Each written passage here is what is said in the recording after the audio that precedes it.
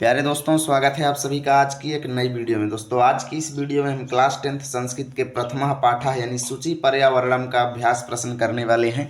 एक एक प्रश्न को बहुत ही अच्छे से समझेंगे। बस आप सभी लोगों को वीडियो में अंतिम तक जुड़े रहना है और अपनी नोट्स एकदम ऐसे ही तैयार करना है, ठीक है। बहुत ही बेहतरीन वीडियो होने वाली है, हम पूरा चैप्टर आसानी से समझ लेंगे। तो चलिए बिना देरी के हुए वीडियो की शुरुआत करते हैं और एक एक प्रश्न का उत्तर अच्छे से देख लेते हैं, ठीक है। तो देखिए, यहाँ पर पहला प्रश्न है कि एक पदेन उत्तरम लिखत। इसका मतलब है कि एक शब्द में उत्तर लिखिए, ठीक है। केवल एक शब्द में उत्तर देना है। तो पहला प्रश्न है कि अत्र जीवितम कीदृशम जातम। अत्र माने यहाँ पर, जीवितम मतलब जीवन, कीदृशम माने कैसा, जातम माने हो गया है, यानी इस दुनिया में जीवन कैसा हो गया है। तो दुर्वहम, दुर्वहम माने कठिन हो गया है, ठीक है। अगला है अनिशम महानगर मध्य किम प्रचलित। मतलब अनिशम माने रातों दिन, महानगरों में क्या चलता रहता है। तो कालायस चक्रम, कालायस चक्रम मतलब लोहे का पहिया, ठीक है।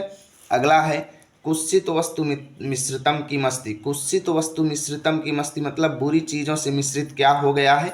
तो भक्ष्यम माने भोज्य पदार्थ, ठीक है। अगला है अहम कस्मई जीवनम कामये, मतलब हम किसके जीवन की कामना करते हैं। तो मानवाय, मानवाय मतलब मनुष्य के।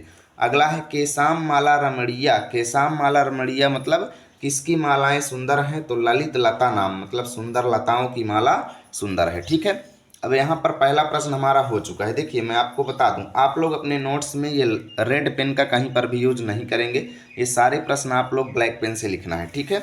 चलिए दूसरा प्रश्न देखते हैं। तो यहाँ पर दूसरा प्रश्न है कि अधोलिखिता नाम प्रश्ना नाम उत्तराणी संस्कृत भाषा लिखत, यानी नीचे दिए गए प्रश्नों के उत्तर संस्कृत भाषा में लिखिए, ठीक है।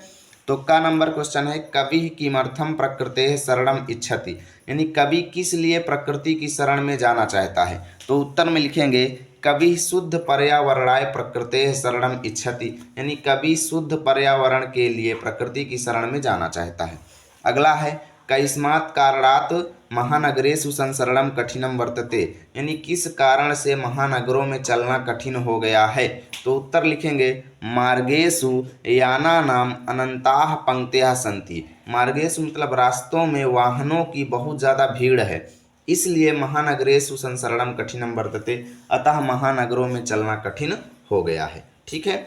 अगला देखते हैं भैया। तो अगला प्रश्न है कि अस्माकं पर्यावरणे किम किम दूषितम अस्ति, यानी हमारे पर्यावरण में क्या क्या प्रदूषित हो चुका है। तो उत्तर में लिखेंगे अस्माकं पर्यावरणे वायुमंडलम जलम भक्ष्यम धरातलम च सर्वदूषितम अस्ति, यानी हमारे पर्यावरण में वायुमंडल, पानी, भोज्य पदार्थ और धरातल सब कुछ दूषित हो चुका है, ठीक है। चलते हैं अगले पेज पर।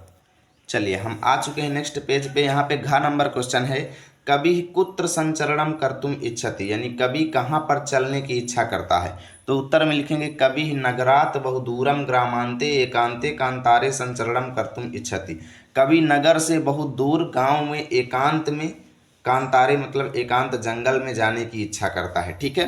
अंगा नंबर क्वेश्चन है कि स्वस्थ जीवनाय कीदृशे वातावरणे भ्रमणीयम, यानी स्वस्थ जीवन के लिए कैसे वातावरण में घूमना चाहिए। तो उत्तर में लिखेंगे स्वस्थ जीवनाय खगकुल कलरव गुंजित वन देशे शुद्ध पर्यावरणे भ्रमणीयम, यानी स्वस्थ जीवन के लिए खगकुल यानी पक्षियों के समूह से और उनकी आवाज़ से गुंजित माने भरे हुए जंगल में हमें और शुद्ध पर्यावरण में हम लोगों को घूमना चाहिए, ठीक है।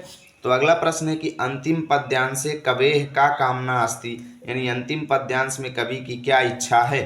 तो उत्तर में लिखेंगे अंतिम पद्यांशे कवेः मानवेभ्यः शांति प्रिय जीवनस्य कामना अस्ति, यानी अंतिम पद्यांश में कवि की मानव के शांतिपूर्ण जीवन की कामना है, ठीक है भैया।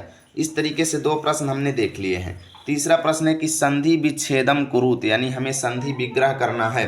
तो प्रकृति रेव शब्द हमको दिया है, तो इसकी जब संधि करेंगे तो आएगा प्रकृति धन एव, ठीक है। तो यहाँ पर आपका एव भरा जाएगा इस रिक्त स्थान में। अगला है खा नंबर श्यान नैव दिया है, तो श्यान नैव का एक तो स्यात हो जाएगा, दूसरा ना और तीसरा एव, ठीक है। स्यात धन ना धन एव तीनों शब्द मिलकर श्यान नैव बनाएंगे। अगला है यहाँ पर ह्यानंताह दिया है, तो ह्यानंताह का जब संधि विच्छेद करेंगे तो आएगा ही प्लस अनंताह, ठीक है। अगला है बह अंतर, यहाँ पर बह दिया है, अंतः दिया है, जगति दिया है, तो ये बनेगा बह अंतर जगति, ठीक है। क्या बनेगा बह अंतर जगति। अगला है यहाँ पर अस्मान नगरात दिया है, तो इसका जब संधि विच्छेद करेंगे तो अस्मात अलग हो जाएगा, नगरात अलग हो जाएगा। ठीक है, तो अस्मात नगरात दोनों मिलकर बनाएंगे अस्मान नगरात। अगला है समधन चरणम, तो समधन चरणम दोनों मिलकर बनेगा संचरणम। अगला है धूमम धन मुंचति, तो दोनों मिलकर बनेगा धूमम मुंचति। ठीक है, धूमम मुंचति। तो इस तरीके से सारे संधि विच्छेद के सवाल हो जाएंगे। अब यहाँ पर चौथा प्रश्न है कि अधोलिखिता नाम अव्ययना नाम सहायतया रिक्त स्थानानि पूरयति, यानी यहाँ पर ये कुछ आपको अव्यय दिए हुए हैं, इन अव्ययों का प्रयोग करते हुए नीचे दिए गए प्रश्नों में रिक्त स्थान भरना है। यानी किस प्रश्न में कौन सा अव्यय प्रयोग किया जाएगा, सही से प्रयोग करके हम लोगों को भरना है। ठीक है, तो यहाँ पर देखिए कौन सा अव्यय कहाँ पर यूज होगा, हम लोगों को अपने से यूज करना है।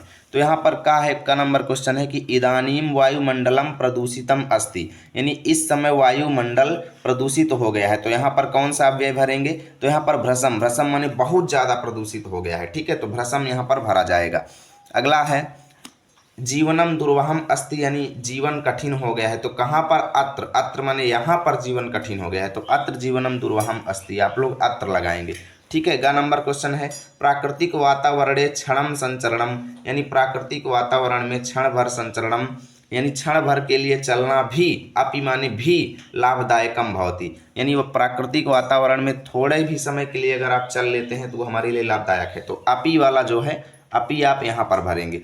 अगला है पर्यावरणस्य संरक्षणम, यानी पर्यावरण का संरक्षण करना, एव माने ही प्रकृते आराधना, यानी प्रकृति की आराधना है। तो यहाँ पर एव भरा जाएगा। एव माने होता है ही, क्या होता है, ही, यानी पर्यावरण का संरक्षण करना ही प्रकृति की आराधना करना है। ठीक है, चलते हैं अगले प्रश्न पे।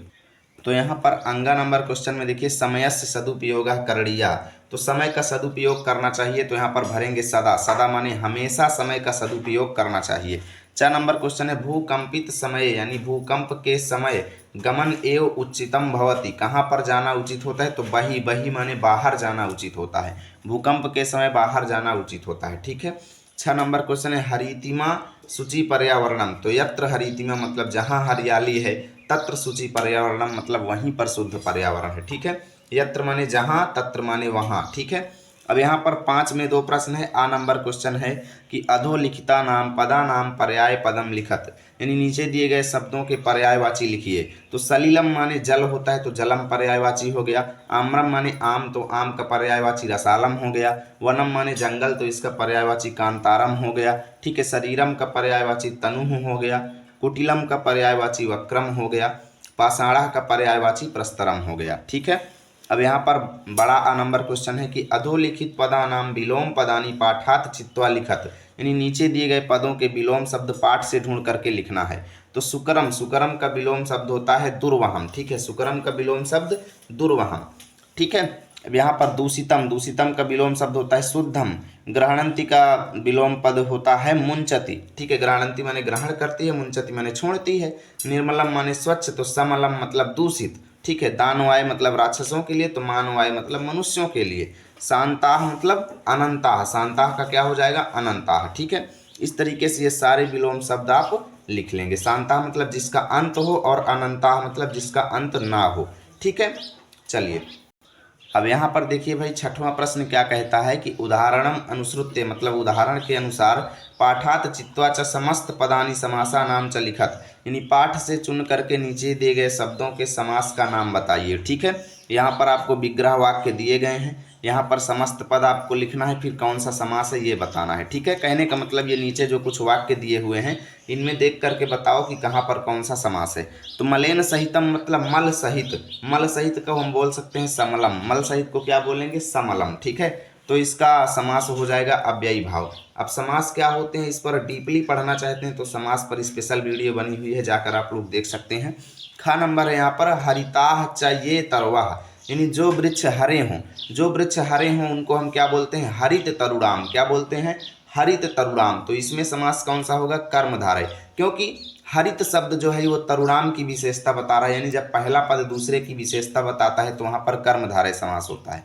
ठीक है, तो यहाँ पर हरित तरुणाम में कर्मधारय समास हो गया। अब अगला है ललिताह चयाह लताह, यानी सुंदर हों जो लताएं। ठीक है, ललिताह चयाह लताह मतलब सुंदर हैं जो लताएं, तो उनको बोलेंगे ललित लता नाम। यहाँ पर पहला पद ललित जो है वो लता नाम की विशेषता बता रहा है, इसलिए यहाँ पर भी कर्मधारय हो जाएगा। अगला है नवा मल्लिकाएं, मतलब नई हो जो मल्लिकाएं। ठीक है, नवा मल्लिका मतलब नई हो जो मल्लिकाएं, तो उसको बोलेंगे नव मालिका। यहाँ पर नव शब्द मालिका की विशेषता बता रहे, तो यहाँ पर भी कर्मधारय हो जाएगा। अगला है धृता सुख संदेशा येन, यानी धृता सुख संदेशा येन मतलब जो सुख का संदेश देती है वह। तो सुख का संदेश कौन देती है? प्रकृति। यानी यहाँ पर पूरा सेंटेंस एक तीसरे शब्द की ओर यानी एक तीसरे पर्सन की ओर इशारा कर रहा है, तो यहाँ पर बहुब्रीहि समास होगा। जहाँ पर ना पहला पद प्रधान हो ना दूसरा, जबकि कोई तीसरा पद प्रधान हो, वहाँ पर बहुब्रीहि समास होता है। तो इसको हम लिखेंगे धृत सुख संदेशम और बहुब्रीहि समास हो जाएगा। 4 नंबर है कज्जलम इव मलिनम, यानी काजल के समान मलिन, या कह लो काजल के समान काला। ठीक है, कज्जलम इव मलिनम मतलब काजल के समान काला, तो इसको हम लिखेंगे कज्जल मलिनम। यहाँ पर काजल शब्द जो है वो मलिनम की विशेषता बता रहे, तो यहाँ पर भी, या कह लो दो चीज़ों के बीच तुलना हो रही है, तो यहाँ पर भी कर्मधारय समास हो जाएगा। अगला है दुर्दांतई है दसनई है। दुर्दांतई है दसनई मतलब भयंकर दांत। ठीक है, दुर्दांतई दसनई मतलब भयंकर दांत, तो इसको हम लिखेंगे दुर्दांतई दर्शनई। ठीक है, दसनई, तो इसमें भी कर्मधारय समास हो जाएगा। अब 7वां यहाँ पर है कि रेखांकित पदम आधृत्य प्रश्न निर्माणम कुरुत, यानी जहाँ जहाँ पर रेखांकित शब्द दिया है वहाँ वहाँ पर प्रश्न का निर्माण करना है। ठीक है, तो यहाँ पर पहला सेंटेंस हमको दिया है कि सकटियानम कज्जल मलिनम धूमम मुंचती। ठीक है, तो यहाँ पर इसके नीचे डैश ऐसे दिया हुआ है, तो इस यानी ये वाक्य हमको दिया है कि सकटियानम जो है वो कज्जल मलिनम धूम मुंचती, यानी जितने भी क्या हैं वाहन है वो क्या करते हैं? काजल के समान धुआं छोड़ते हैं। तो हम यहाँ पर प्रश्न बनाएंगे कि सकटियानम कीदृशम माने कैसा, धूमम माने धुआं, मुंचति माने छोड़ते हैं, यानी कि कैसा धुआं छोड़ते हैं वाहन। अगला प्रश्न है कि उद्याने पक्षिणाम कलरवम चेता प्रसादयति। ठीक है, तो इससे प्रश्न बनेगा कि उद्याने यानी उद्याने मतलब बगीचों में पक्षियों की कलरव यानी पक्षियों की ध्वनि जो है वो चेता प्रसादित मतलब मन को प्रसन्न करती है, तो इसका बनेगा उद्याने मतलब बगीचे में केसाम, केसाम मतलब किसके कलरव की ध्वनि जो है वो चेता प्रसादित मतलब मन को संतुष्ट करती है। यहाँ पर अगला है कि पाषाणी सभ्यताया लता तरु गुल्माः प्रस्तर तले पिष्टाः सन्ति, यानी पाषाणी सभ्यता में यानी इस पथरीली सभ्यता में लता तरु गुल्माः मतलब लताओं के गुंजे जो हैं, लताओं की बेलाएं जो हैं वो प्रस्तर तले यानी पत्थर के तली के नीचे पिष्टाः सन्ति माने कुचल जाती हैं। ठीक है, तो यहाँ पर प्रश्न बनेगा कि पाषाणी सभ्यतायाम यानी पथरीली सभ्यता में के माने कौन पत्थर के तल पर कुचला चन्नी कौन कुचल जाते हैं, यानी पत्थर के तल पर कौन कुचल जाते हैं पाषाणी सभ्यता में।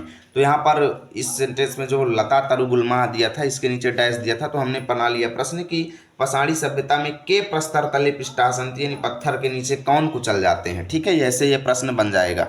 अब यहाँ पर देखिए घ नंबर क्वेश्चन है कि महानगरेषु वाहना नाम अनंताः पंक्तियाः धावन्ति, यानी महानगरों में वाहनों की बहुत ज़्यादा पंक्ति चल रही है, दौड़ रही है, यानी महानगरों में वाहनों की बहुत ज़्यादा भीड़ है। तो महानगरेषु में लाइनिंग होगी, तो हम लिखेंगे कुत्र वाहना नाम अनंताः पंक्तियाः धावति, मतलब कहाँ पर वाहनों की बहुत ज़्यादा भीड़ है। ठीक है, तो यहाँ पर हम कुत्र लगा देंगे, हमारा प्रश्न बन जाएगा। अगला प्रश्न है कि प्रकृत्याः सन्निधौ वास्तविकम सुखम विद्यते, यानी प्रकृति के सन्निधि में रहने से, प्रकृति के सान्निध्य में, प्रकृति के पास रहने से वास्तविक सुख प्राप्त होता है।